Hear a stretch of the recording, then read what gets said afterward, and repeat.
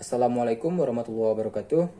I'm Andika Surya Pratama as the first speaker of STK Usman Sapri Kutacane, Southeast Aceh Regency, with a motion this house will impoverish corruptors. So, the first one, I want to talk a little bit about what is corruptors.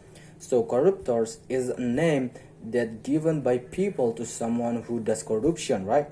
And what is corruption? Corruption is one of the criminal action that is considered an extraordinary crime because it involves the abuse power, of course, and causes financial losses to the states, to our country. So to overcome it, it requires an extraordinary method as well.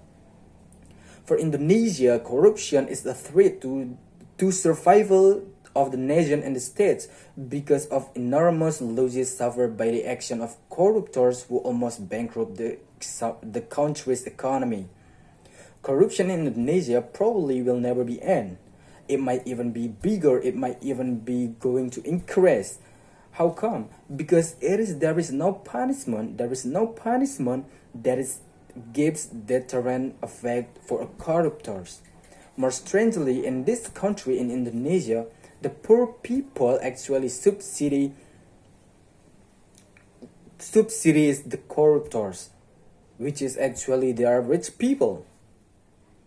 The data from 2001 until 2009 show the amount of money being corrupted reached until 73.07 trillion rupiah, but the total value of the financial penalty that was imposed was only 5.32 trillion rupiah, or 7.29% of the total corrupted fund. So who bears the state loses as much as 67.75 trillion rupiah? And why I said that in this country, in Indonesia, poor people subsidize the corruptors? Because we as Indonesians should pay tax, right? No matter what we do, we should pay tax.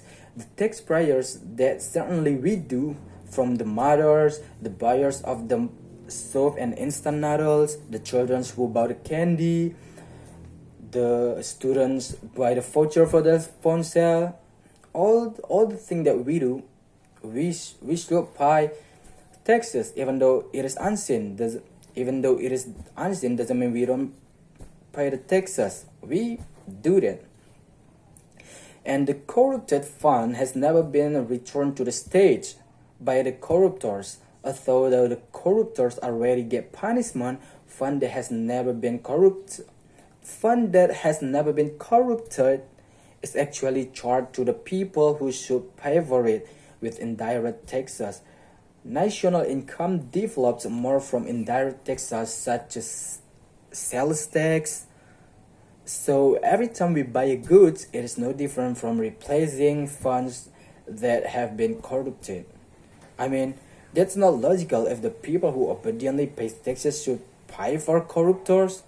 I mean, what is going on in this country? So I completely agree if the government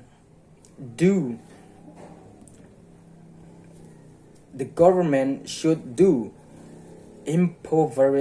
impoverishment to the corruptors. Thank you so much. I think it's enough from me. Wassalamualaikum warahmatullahi wabarakatuh.